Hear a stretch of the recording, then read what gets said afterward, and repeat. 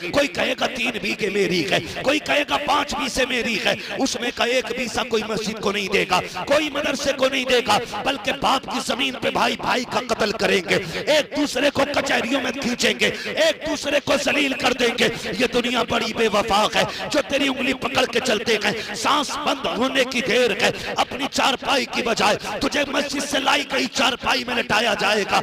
हजारों के कंबल तेरे खरीदे हुए हैं, लेकिन तुझे सिर्फ ला इलाहा इल्लल्लाह की चादर दी जाएगी जिसमें हजारों लोग कब्रिस्तान गए हैं। तेरी अपनी बीवी तुझे नया बिस्तर देने तैयार नहीं होगी, जिस बिस्तर पे तुझे मौत आएगी वो भी उठा के किसी गरीब को दे दिया जाएगा। कितना भी कीमती कपड़ा पहन के मर जाना, उस कपड़े को काट के उतारा जाएगा। अगर ऐसे उतर भी गया तेरी औलाद उसे पहनने तैयार नहीं होगी, फिर किसके लिए गुनाह कर रहे हो? अव्वलीन व आखिरीन होंगे, हुक्म होगा बुलाओ, किधर है कुरान वाले? फरिश्ते चलने लगेंगे, फिर रुक के कहेंगे मालिक पता कैसे चलेगा कुरान वाला कौन है? यहाँ तो आदम की उम्मत भी है, ईसा की भी है, मूसा की भी है, दानियाल की भी है, सारे नबियों की उम्मतें मौजूद हैं। अल्लाह कुरान वाले कैसे पहचाने जाएंगे? रब फरमाएगा मुंह सूंघना शुरू कर दो, जिसके मुंह से मुश्क की खुशबू आ रही होगी वही मेरे कुरान वाले होंगे। ये तो एहसान मानो हुजूर का कि अल्लाह ने हमें हुजूर की उम्मत में पैदा किया है। हाँ, आए सबसे बाद में गए, जाएंगे जन्नत में सबसे पहले। ये हमारा मुकद्दर है। अल्लाह फरमाएगा मुंह सूंघो, फिर मुंह सूंघे जाएंगे। आइए आप भी कुरान वाले हैं, आप भी कुरान वाले हैं, सारे कुरान वाले इकट्ठे हो रहे हैं।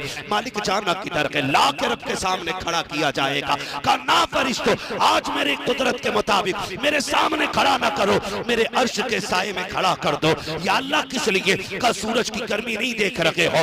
मेरे बंदों ने बड़े दुख उठाए हैं। जब इन्हें चंदाखोर कहा जाता था तब ये मुस्कुरा के निकल जाते थे, जब इन्हें ज़कात खोर कहा जाता था तब गर्दन झुका के निकल जाते थे। कोई मुल्ला कह के जलील करता था तब ये चुप रहते थे, कोई मुल्ला जी कह के हकीर समझता था तब ये खामोश रहते थे। जब दुनिया इनको बैठ करके इन्हें खड़ा करके तमाशे बनाती थी तब इन्होंने मेरे कुरान के लिए सब्र किया था। जब लोग अय्याशियों में डूबे थे तब ये रातों में उठ के मेरा कुरान पढ़ते थे। जब दावतें होती थी इनके लिए चटाई बिछती थी, लेकिन अमीरों के लिए कुर्सियां पड़ती थी।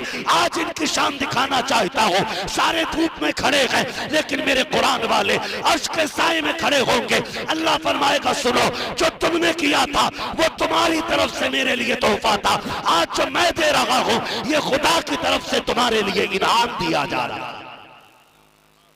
ये कुरान वाले लोग, ये कुरान वाले लोग हैं। अल्लाह सलामत रखे इन मदरसे चलाने वाले। हाँ, इनके लिए उनके दुआएं मांगा करो, अल्लाह से रो के कहा करो अल्लाह ये कुरान वाले जिंदा रहे। अगर कुरान वाले नहीं होंगे ना तो फिर तुम्हें कोई काफी नहीं मिलेगा। हाँ, कोई तुम्हें फजल खैराबादी नहीं मिलेगा। ये मदरसे सलामत रहे तो आज भी काफी पैदा होंगे और फजल खैराबादी भी पैदा होंगे। ये देखने इदारों के। हाँ, हम तो गैरों की बातों में आके मदरसों के खिलाफ हो गए, जिन्हें पता ही नहीं था मदरसे के खिलाफ, जिन्होंने भौंका कुत्तों की तरह साल के 12 महीने न्यूज में बैठ करके यूं यूं भौंकते रहते। उन्हें क्या पता? आ तुझे बताऊं मदरसों ने कैसे कैसे लाल दिए। अहमद रजा मदरसे का बेटा है, मुफ्ती आजम मदरसे का लाल है, अख्तर रजा ताजुशरिया मदरसे का लाल है, रईसुल अतकिया उवैस मुस्तफा मदरसे का लाल है। ये जितने भी बड़े बड़े हैं ये किसी रोड ने नहीं दिए, मुस्तफा के घर हमें मदरसों ने अता किए। देखो तो सही, आओ तुम्हें बताओ, मदरसे हमारे आतंकवादी नहीं बनाते, मुस्तफा के जानिसार बनाया करते हैं, जानिसार बनाया करते हैं। माफ कीजिएगा, वक्त होता तो मैं बात करता। कहाँ खोने हैं गेसू यार में, खुशबू कहाँ तक है, मैं किधर चल दिया, मुझे जाना किधर था। बस इतना सुन ले, अल्लाह तौफीक देना। मदरसों के साथ खड़े रहे, मदरसों के साथ खड़े रहे। ये मदरसे ये हमारी शान है। मैं मुबारकबाद पेश करता हूँ उन लोगों को जिनकी कमाई इदारे में लगी है, जिनके पैसे से लुक़्मे कुरान वाले खाते हैं। तुम्हें नहीं पता है, तुम्हें नहीं पता है। हाँ, अबू बकर शिबली रहमतुल्लाहि तआला अलैह घर तशरीफ लाए, खाना बनाया बीवी ने। सुने जरा, तवज्जो है ना? खाना बनाया, फरमाने लगे बीवी से, कहा कि क्या बनाया? आज बड़े दिन के बाद गोश्त बनाए। जानते हो हजरत ने क्या कहा? अबू बकर शिबली रहमतुल्लाहि तआला अलैह, आप कहते हैं खातून क्या कोई पड़ोस में भूखा नहीं है? ऐसा तो नहीं है कि किसी यतीम ने आज गोश्त न खाया हो। बीवी ने कहा हुजूर है ना, फरमाने लगे फिर उठा और ये सारा खाना गरीबों में तकसीम करा दे। बीवी कहने लगी हुजूर आज कई दिन के बाद ये खाना बना है और आप गरीबों में भेज रहे। रो के कहने लगे पगली नहीं जानती है, मैं खाऊंगा गंदगी बन के जमीन पे गिरेगा, गरीब और यतीम खाएंगे, ये लुक़्मे नूर के बन के अल्लाह के अर्श तक चले जाएंगे। दौलत तो हमारी है ना, हम लुटाएंगे, हमें हिसाब देना है। हम अगर ये पैसे कुरान वालों पे लगाएंगे तो ये आखिरत में बख्शिश का जरिया बन के हमारे सामने आएंगे। नसीब वाले हैं वो लोग जिनका पैसा कुरान पे लगा करता है, साहिब कुरान के दीन की खिदमत पे लगता है। बड़ी कुर्बानियां हैं। मेरी आपसे गुजारिश है, आपको इस इदारे का ताउन करना है, आपको इस इदारे की खिदमत करनी है। नौजवानों कुछ नहीं पता है, हम रोडों पे रहते, कदम कदम पे हमारे दुश्मन है।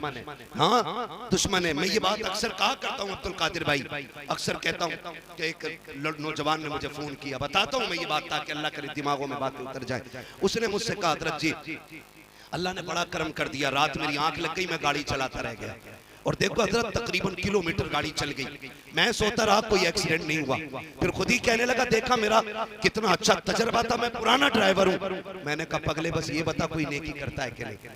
उसने कहा नेकी तो कोई याद नहीं, इतना पता है जब महीने 8 दिन 15 दिन में घर जाता हूँ ना तो मैं अपनी कमाई का कुछ हिस्सा मदरसे के बच्चों को जाके दे के आता हूँ। मैंने कहा फिर बस कर यार, ये तेरी गाड़ी जो बच गई ना ये तेरे तजर्बे ने नहीं बचाई है, जब तू सो गया था किसी की दुआएं तेरी हिफाजत करने लग गई। अपनी कमाई में भूखों का हिस्सा रखे, अपनी कमाई में रोजी रखे। खुदा की कसम हमारी तुम्हारी रोज भूख कितनी है? 2 रोटी की भूख है।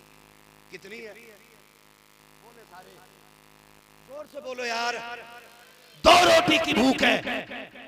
वो कमाते कितने? 100 रोटी। अल्लाह जो दे रहा है ना वो रज़ाक है। हमारे हिस्से की तो 2 ही थी, फिर 100 क्यों? तो फिर पता चलता। वो कहता मैं कभी लेके आजमाता हूँ कभी दे के आजमाता हूँ। तेरी भूख 2 थी, मैंने 100 दी ना तो फिर समझ उसमें 50 किसी और की भी होगी। फिर कोशिश करो किधर देना है, किधर देना। अगर जन्नत में जाना है ना तो फिर तैयारियां करनी है। ये कब्रिस्तान है मेरे ख्याल से,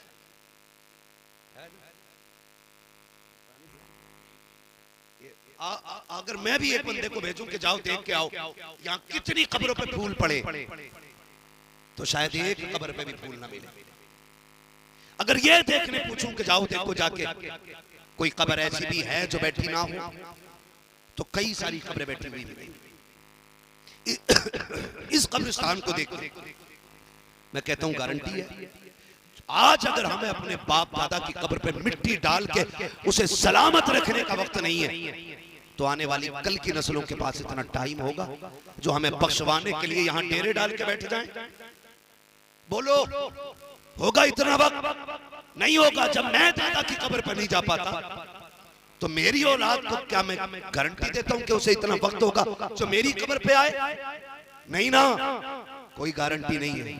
तो फिर भाई अपनी कब्र का इतना इंतजाम कर जाओ कि दफन होने के बाद कभी भी ना आए ना कोई, तब भी जन्नत की खिड़कियां खुली रहनी चाहिए। करेंगे इंशाअल्लाह। ऐसी तैयारी कर जाओ कोई ना भी आए खिड़की खुली रखे। आप कहोगे कैसे?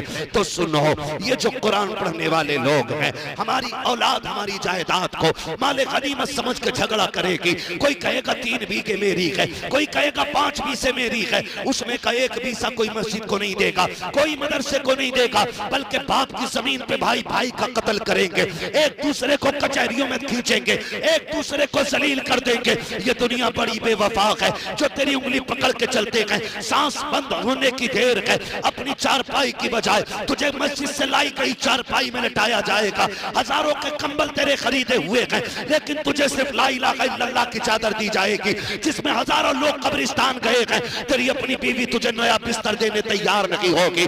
जिस बिस्तर पे तुझे मौत आएगी वो भी उठा के किसी गरीब को दे दिया जाएगा। कितना भी कीमती कपड़ा पहन के मर जाना, उस कपड़े को काट के उतारा जाएगा। अगर ऐसे उतर भी गया तेरी औलाद उसे पहनने तैयार नहीं होगी। फिर किसके लिए गुनाह कर रहे हो जो तुम्हारे जिंदगी में है लेकिन मरने के बाद नहीं होंगे। ओ मेरे अजीज, ऐसी तैयारियां कर लो कि इनका दिया हुआ कफन बचे ना बचे, रहमत की दी हुई चादरें हमारी कब्रों पे तनी रहनी चाहिए।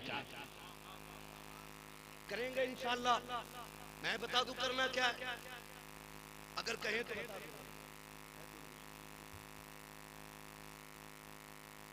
थके तो नहीं है? मुझे पता है 9 बजे से बैठे तो खाया नहीं होगा ना, मगर खैर कोई मसला नहीं है ना। कभी हम रूहानी ग़िज़ाएं खाते हैं, कभी जिस्मानी ग़िज़ाएं खाते हैं। है जब साबिर पाक 12 साल बगैर खाए खड़े रह सकते हैं, तो उनके चाहने वाले 12 घंटे बगैर खाए नहीं बैठ सकते हैं। तो भाई खुदा सलामत रखे, मैं करना क्या, असल चीज ये है मैं करना क्या। ये फिर सबको होगी मौलवी फिर करेंगे। तो सुने, कोई बड़ी बात नहीं है, कोई बड़ी बात नहीं है। वजीफा भी है, तावीज़ भी है, और डोरी भी है, और पढ़ा पानी भी यही है। जो चाहता है मेरे दुनिया के रिस्क का भी इंतजाम हो, आखिरत में भी नेकियों का इंतजाम हो, तो वो ये करे, एक कुरान वाले के रिस्क की जिम्मेदारी अपने सर पे ले ले। एक कुरान वाले का खाना अपने जिम्मे ले ले। और कोई बड़ी बात नहीं है। जो महीनों में लाखों कमाते, अगर वो अपनी कब्र के लिए साल में 12,000 दे भी देंगे तो कोई फर्क नहीं पड़ता है, कोई फर्क नहीं पड़ता है। खुदा की कसम, एक बच्चे को पाल लो मदरसे के, अल्लाह कब्र भी ठंडा कर देगा और हश्र में भी आपके साए का इंतजाम करेगा। ये करना है।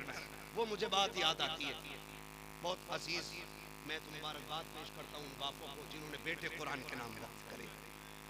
वो माए मुबारकबाद के लायक है जिन्होंने उन लालों को दूध पिलाया है, जिन्होंने बदले में, उस दूध के बदले में 5G 4G मोबाइल नहीं, कंबल नहीं, गाड़ी नहीं, माँ को कुरान का तोहफा पेश करना है। वो बहने मुबारकबाद के मुस्तहिक हैं जिन्होंने इन भाइयों की खिदमत की है जो बदले में हुजूर का दीन सीने में लेके घर जाएंगे। वो बहने मुबारकबाद के मुस्तहिक हैं। बस मैं अर्ज करना चाहता हूँ, बाप था उसे लगन लगी जी, लगनी चाहिए। ये यहाँ से होता है, ये यहाँ से, जो यहाँ से सोचते हैं ना पड़ गया तो क्या करेगा, 5,000 तनख्वाह है, 6,000 है, क्या करेगा, इससे बढ़िया डॉक्टर बना लो। कुछ ना बना सको पुलिस वाला ही बना लो। जो भी मोटरसाइकिल वाला पकड़ा जाता है 20 रुपए तो दे ही जाता है ना?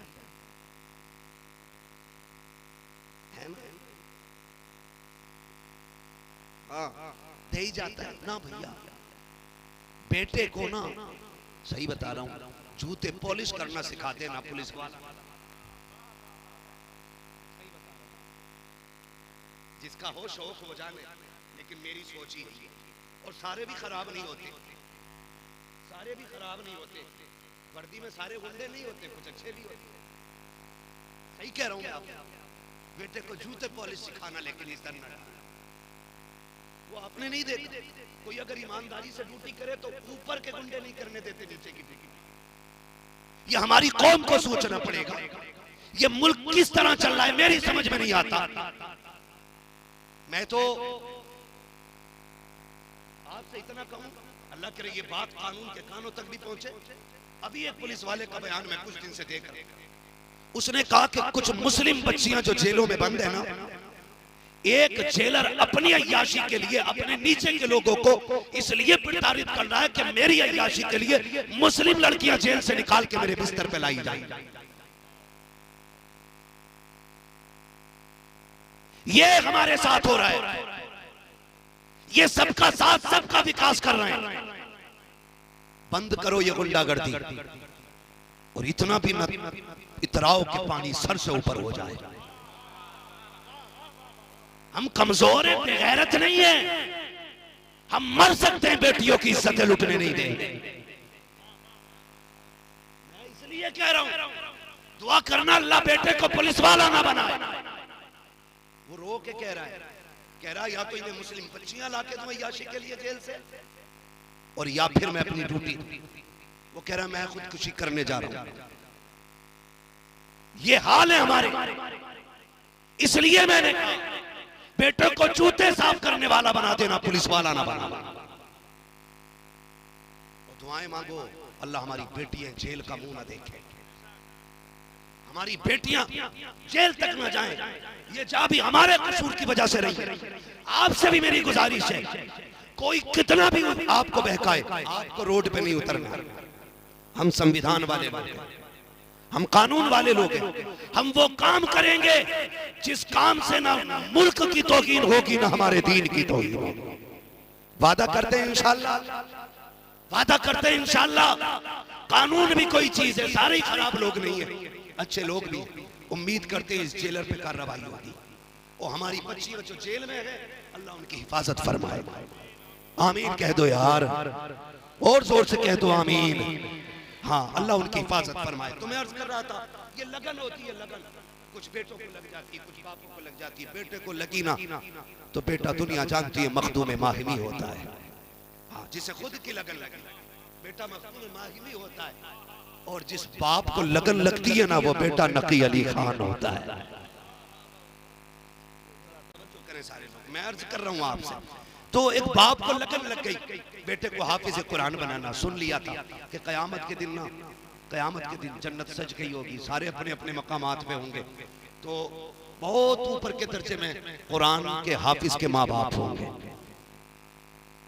हाफिज कुरान के माँ बाप होंगे, वो बैठे होंगे आराम से, तख्त लगा होगा, गद्दे लगे होंगे और हाथों में सोने के कंगन होंगे, जन्नती लिबास होगा, टेक लगा के मुत्तकियन टेक लगा के बैठे होंगे और खादिम गुजरेंगे सामने, बोला ए इधर इधर जी, पानी चाहिए? कहा नहीं। शरबत चाहिए? कहा नहीं। फ्रूट चाहिए? कहा नहीं। फिर क्यों बुलाया? कहा हमारे बेटे भी तो थे ना। वो किधर है? कौन बेटे? का एक को हाफिज बनाया था, एक को कारी बनाया था। वो कहेंगे ठहरे। वो खादिम कहेंगे अल्लाह ये जो जन्नती है ना ये अपने बेटों के बारे में पूछ रहा है। रब फरमाएगा इसको बता दो इसके बेटे नीचे वाले दर्जे में। किधर है? नीचे वाले दर्जे में। वो रो के कहेगा अल्लाह मैं ऊपर के दर्जे में, मेरा बेटा नीचे के दर्जे में। मैं तो कुछ भी नहीं अल्लाह, मैं तो हल चलाता था, मैं कभी मदरसे नहीं गया, मैं मजदूरी करता रहा, मैंने कभी कुरान नहीं पढ़ा अल्लाह, मैं तो ईंटें उठा के फिरता था, मुझे कभी कुरान पढ़ने की तौफीक नहीं हुई अल्लाह, मेरा बेटा नीचे कैसे और मैं ऊपर क्यों? रब फरमाएगा चाहता क्या? कहा बेटे से मिलना है। हुक्म होगा फरिश्तों इस बाप को नीचे न लेके जाना, इसके बेटों को नीचे से ऊपर लेके आना। ये इज्जत दी जा रही है कुरान के कारी के बाप का, इसे नीचे नहीं लेके जाना बल्कि बेटों को ऊपर लाया जाए। जब बेटे आएंगे बाप बेटे मिल के बैठेंगे, कहेंगे या अल्लाह अब तो बता दे मुझे जन्नत क्यों दी? का तेरे बेटे की वजह से। का जिसकी वजह से मुझे जन्नत मिली है इसका मकाम नीचे किस लिए है, मेरा मकाम ऊपर क्यों है? रब फरमाएगा पता जब तू दुनिया से आया था तेरा बेटा कितने साल का था? वो कहेगा मालिक ये 20 साल का था। फिर बेटे से पूछा जाएगा जब तू दुनिया से आया है तो तू कितनी उम्र पा के आया? वो कहेगा मालिक 50 साल का। बाप बेटे के बगैर कितने साल गुजारे हैं? वो कहेगा मालिक 30 साल। अब रब बाप से कहेगा तुझे पता है जब तू आया था तेरे अमाल खाली थे, हाथ खाली थे, लेकिन तू नहीं जानता कि जब तू दुनिया से आया था तू तो दुनिया से चला आया। तेरा बेटा रमजान के महीने में रोज मुसल्ले पे खड़ा होता था, रोज अलहम्द पढ़ता था, रोज कुरान की तिलावत करता था। जैसे जैसे ये कुरान के कलमे जबान से अदा करता था वैसे वैसे मैं तेरे दर्जे बुलंद करता चला गया। 30 साल हो गए तेरे बेटे ने किसी महफिल में जाके अल्लाह का नाम लिया, रुतबे तेरे बुलंद किए गए। तेरे बेटे ने मिंबर पे बैठ के नबी का नाम लिया, रुतबे तेरे बुलंद होते रहे। तेरे बेटे ने मकतब में बैठ करके बिस्मिल्लाह पढ़ाई, रुतबे तेरे बुलंद होते रहे। बता मैं तुझे नीचे क्यों रखता जब तेरी बुलंदी तेरे बेटे की तिलावत की 30 साल की मेहनत है। सुन हम जमाने को बताना चाहते हैं जो कुरान वाले होते हैं उनकी भी शान अलग होती है, जो इनके बाप होते हैं उनके भी रुतबे अलग हुआ करते।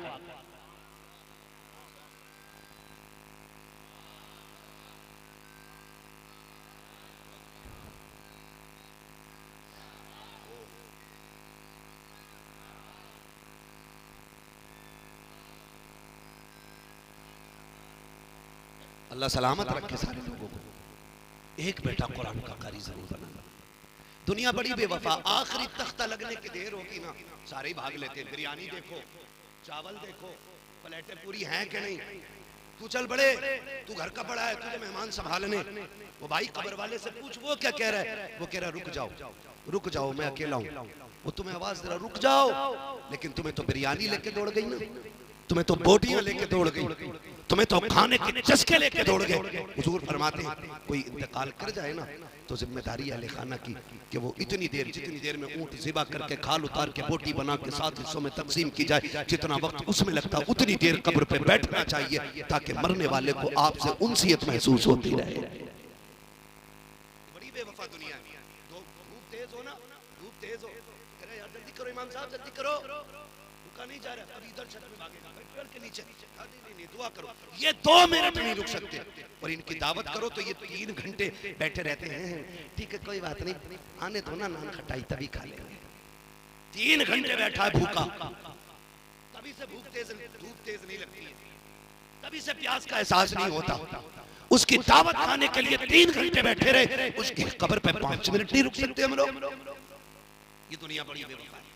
मैं हाफिज कुरान के माँ बाप से कहूंगा, भाइयों से कहूंगा, अहले खाना से कहूंगा, ये बच्चे पढ़ गए ना तुम्हारे, इनकी उम्मीद न रखना कि इनकी कमाई खानी है,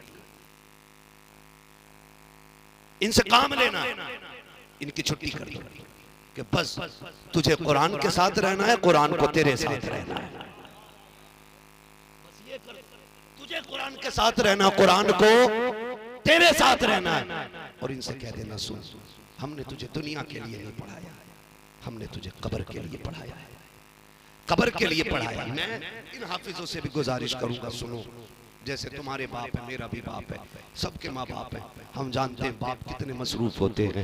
जब हम पढ़ते रहे तो वो हमारी जिम्मेदारी की जगह ड्यूटी करता रहा, मेहनत मशक्कत करता रहा ताकि बच्चे कामयाब हो जाएं, बच्चों को कुरान आ जाए। जब हम पढ़ के लौटे ना तब बहनें जवान हो चुकी थी, फिर बहनों की जिम्मेदारी ने उसे मजदूर बना दिया, फिर घर की जरूरतों ने उसे परदेसी बना दिया, फिर घर की जरूरतों ने भूख प्यास ने उसे मंडी में ला के खड़ा कर दिया। जब बाप का इंतकाल हो जाए ना तो कब्र पे जाना, रो के कहना अब्बा सुन, पूरी जिंदगी तूने जिस कुरान के लिए मुझे वक्फ किया था, मैं कुरान का कारी तो बन के लौटा, तूने गले में हार तो डाला था, लेकिन तेरी जरूरतों ने तुझे इतनी मोहलत ना दी थी कि अपने बेटे से पूरा कुरान सुन लेता, अपने बेटे से पूरे कुरान की तिलावत सुन लेता। अब्बा मैं पढ़ गया तो लोगों ने मुझे न छोड़ा, मैं इधर उधर दीन की खिदमत करता रहा, तुझे बच्चों की जरूरतें लेके फिरती रखी, मुझे कुरान की जरूरत लेके फिरती रखी। अब्बा आज कब्र में तू भी अकेला है, फुर्सत से है तू भी, मैं भी फुर्सत से हूँ, ये कह के बाप की कब्र पे तुम्हें बैठना है और अलहम्द के अलिफ से लेकर के फन्नास की सीन तक पूरा कुरान तुम्हें पढ़ के सुनाना है।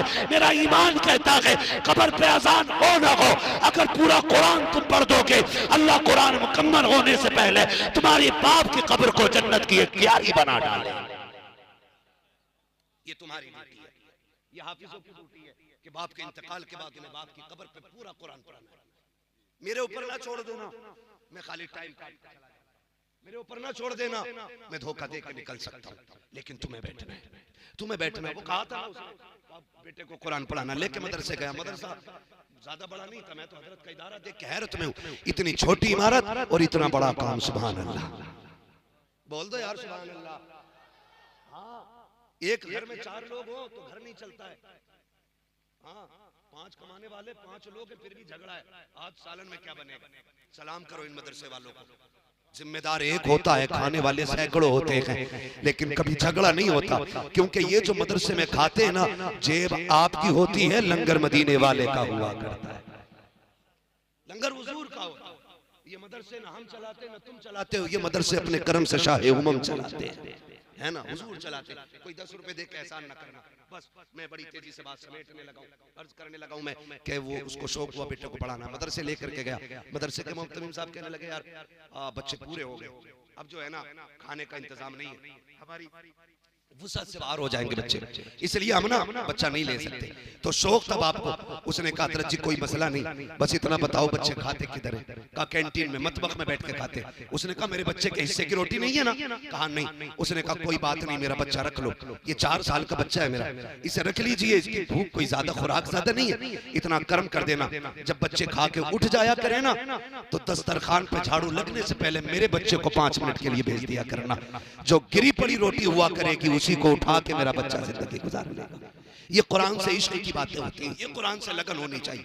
उसने कहा जी भेज दो, मेरा बेटा बच्चों का गिरा हुआ खाना खाना करेगा। रख ले, उस्ताद ने रख लिया, लेकिन सुने जब हौसले जवान होते हैं तो इंतजाम खुदा कर दिया करता है, खुदा इंतजाम करता है। अभी 2 दिन गुजरे थे, बच्चा भूख के आलम में था ना, एक बूढ़ी आ गई, कहने लगी मौलाना घर में कोई नहीं है, मैं न बेटा है न शोहर है, मैं बूढ़ी हूँ, अकेले खाना अच्छा नहीं लगता, एक कुरान वाला दे दे, मैं जिसके साथ खाना खा लिया करूँ। उस्ताद ने उसी बच्चे की तरफ देखा, कहा मुस्कुरा के चल इंतजाम हो गया है, बूढ़ी आ गई है, हुजूर की तरफ से तेरी दावत का इंतजाम हो गया है। बच्चा उठा, बड़ी खुशी खुशी दौड़ा। बच्चा छोटा था 4 साल का ना, तो बूढ़ी ने सीने से लगा के कहने लगी मेरे लाल चल, तुझे माँ मिल गई है, मुझे बेटा मिल गया।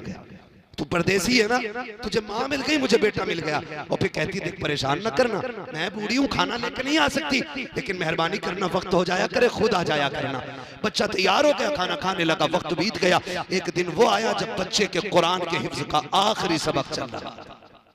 बोले सुभान अल्लाह, जोर से बोल दो यार सुभान अल्लाह। मुझे नहीं पता किस लालच में बैठे हो, मैं कुछ नहीं दे सकता हूँ, आज कुरान के सदके में जो भी देगा साहिब कुरान अता करेंगे। जी हम तो कुरान के जश्न में बैठे हुए। माँ ने कहा जी ठीक है, वो आने लगा, फिर वो हाफिज कुरान हो गया।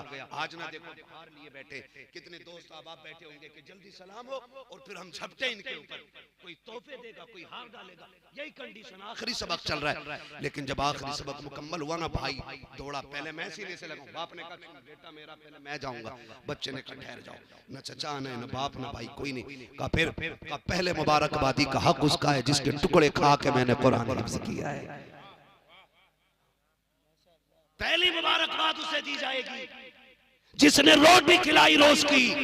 वो खिलाई बड़ी इज्जत से थी, कहती थी बच्चा परदेश का है, लेकिन सुन पहली रोटी तेरी रहेगी, दूसरी रोटी मेरी रहेगी। खिलाते और भी ये कहते लो यार बछड़िया था इसलिए लो यार, ये होता कुत्ते को डाल, समझ रहे हैं क्या क्या। एक हंगामा ये मैसर हो तो भूलूं उसको, सैकड़ों बातों का रह रह के ख्याल आता है। वक्त बहुत तेज आगे बढ़ गया, पता न चल सका। जब वो आखिरी सबक हुआ तो बच्चा उठ के दौड़ा, दौड़ के जब उस माई के दरवाजे पे गया ना जो रोटी खिलाती थी, जाके देखा भीड़ लगी है, लोगों ने सफेद टोपियां लगा रखी हैं। कहा क्या हुआ? कहा ये जो खातून थी इस घर की आज इंतकाल कर गई। बच्चे की चीख निकल गई, रोता हुआ वापस आया। उस्ताद ने कहा क्या हुआ? कहा जो मुझे रोज पहली रोटी खिलाती रही ना, आज खुशखबरी वाले दिन वो दुनिया से चली गई है। बच्चा रात भर रोता रहा। सुबह को जब आंख खुली, जो तलबा निकले ना बाहर, तो लोगों में चर्चे हो रहे थे। कोई कह रहा था मैंने जन्नत में देखा है, कोई कह रहा था मैंने जन्नत में देखा है, सब बातें कर रहे। एक ने पूछा देखा कैसे? उसने कहा मेरी बात हुई, मैंने कहा तुझे जन्नत कैसे मिल गई? उसने कहा नेकी कोई और तो नहीं पता, जब रब की बारगाह में हाजिर हुई अल्लाह ने फरमाया हिसाब कोई नहीं लेना, तूने कुरान वाले को खाना खिलाया था, इसके बदले में मैं तुझे जन्नत अता कर दे रहा। वो तो निहायत सस्ता सौदा, बेच रहे हैं जन्नत का, हम मुफलिस का मोल चुकाएं अपना हाथ ही खाली। हाँ, तो कोशिश करें, आखिरत की तैयारी यही है कि हमें कुरान वालों से प्यार करना है। करेंगे इंशाअल्लाह, खिदमत करेंगे इंशाअल्लाह, सारे लोग वादा करते हैं इंशाअल्लाह। या तो कुरान वालों से प्यार करें, या कुरान वालों की बातें सुने, या कुरान वालों की जमात में शामिल हो जाएं, या तालिब इल्म बन जाएं, या फिर आलिम दीन बन जाएं। करेंगे इंशाअल्लाह। कम से कम एक बेटे को कुरान का कारी बनाना है।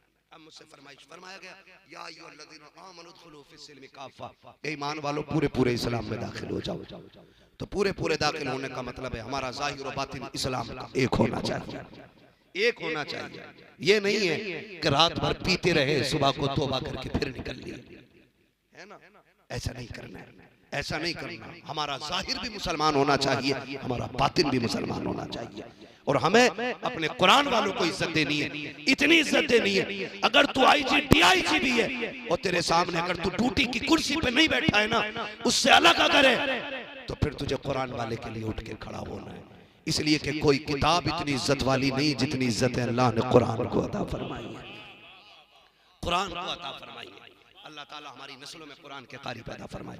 दोस्तों, और अब आपकी गुजारिश है, मैं हुजूर का शजरा पढ़ना है ना, हुजूर का शजरा पढ़ना है बस। अब तक बहुत संजीदगी से आपने मेरी बात सुनी, अल्लाह हमें इन बातों पे अमल की तौफीक अता फरमाए, है ना। तो खड़े हो जाएंगे सारे लोग, तो फिर जो साउंड की आवाज़ है ये भी दब जाती है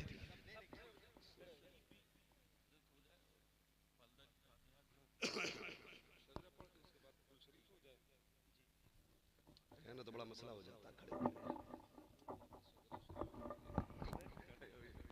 खड़े हो जाओ, ऐसे ही गुर्दे पे।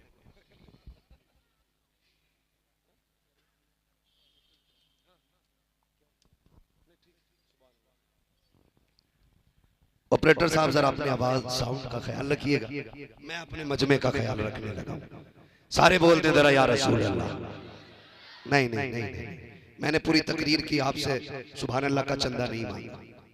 मेरा मिजाज अलग है, मैं समझता हूँ बंदे के बाद दिल से निकलती है तो सुभान अल्लाह खुद ब खुद निकल जाया करती है ना। वो घोड़ा ही क्या जिसे सांट मार के भगाया जाए।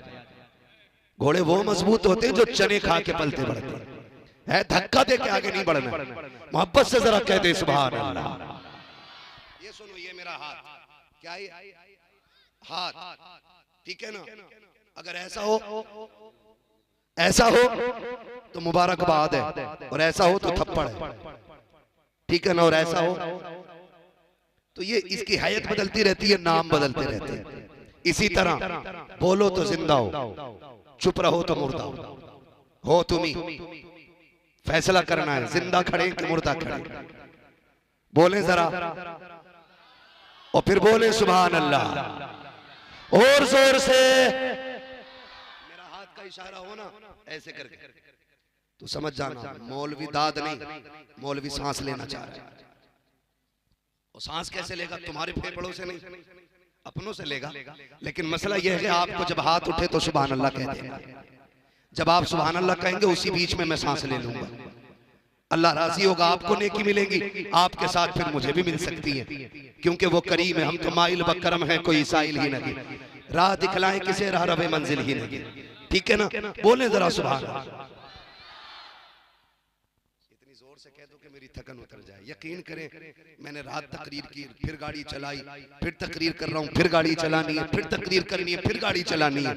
यही काम रह गया भाग दौड़ का जिंदगी में। तो मेरी थकन मुर्ग मुसल्लम और बकरों से नहीं उतरेगी, मेरी थकन जो उतरेगी तुम्हारी सुभान अल्लाह से उतर जाएगी, है ना। इतनी जोर से सुभान अल्लाह कहो कि रात वाले जलसे के लिए भी काफी हो जाए। हाँ, ताकि रात वाले जलसे में अलग से किसी से सुभान अल्लाह उधार न लेनी पड़े, है ना। सारे नौजवान बैठे, सारे हुजूर के करम से आए। मैं जानता हूँ यहाँ कोई मेरे लिए नहीं आया है, इनके लिए नहीं आया। बस एक नजरिया अकीदा है, महबूब की महफिल को महबूब सजाते हैं, आते हैं वही जिनको सरकार बुलाते हैं। कुल शरीफ भी होना है, इसाले सवाब की महफिल भी है ये। फिर जोर से बोल दो सुभान अल्लाह। आदम के बेटे शीश।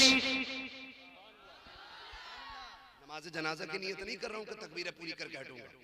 चुप गए तो मैं सजरा छोड़ दूंगा। हाँ, साथ में ताकि मैं चल सकूं, ठीक है ना। बोले सुभान अल्लाह। आदम के बेटे शीश, शीश के बेटे यानस, यानस के बेटे कैनान, कैनान के बेटे मैलाइल, मैलाइल के बेटे ब्यारत, ब्यारत के बेटे इदरीस, इदरीस के बेटे मुतवशिक, मुतवशिक के बेटे लबकनेक नाम, लबकनेक नाम के बेटे नूह, नूह के बेटे साम, साम के बेटे जुलात, जुलात के बेटे शालिक, शालिक के बेटे आबिर, आबिर के बेटे दाता, दाता के बेटे रावा, रावा के बेटे सारू, सारू के बेटे नाखुर, नाखुर के बेटे तारिक, तारिक के बेटे इब्राहिम खलीलुल्लाह, इब्राहिम खलीलुल्लाह के बेटे इस्माइल सबीगुल्लाह, इस्माइल सबीगुल्लाह के बेटे केदार, केदार के बेटे अवाम, अवाम के बेटे अमल, अमल के बेटे साबित, साबित के बेटे सलमान, सलमान के बेटे रईसा, रईसा के बेटे इलियासा, इलियासा के बेटे औद, औद के बेटे हफ्फा, हफ्फा के बेटे अदनान, अदनान के बेटे मोहित, मोहित के बेटे नदान, नदान के बेटे मुदिर, मुदिर के बेटे इलियास, इलियास के बेटे मुद्रिका, मुद्रिका के बेटे खदीमा, खदीमा के बेटे किनाना, किनाना के बेटे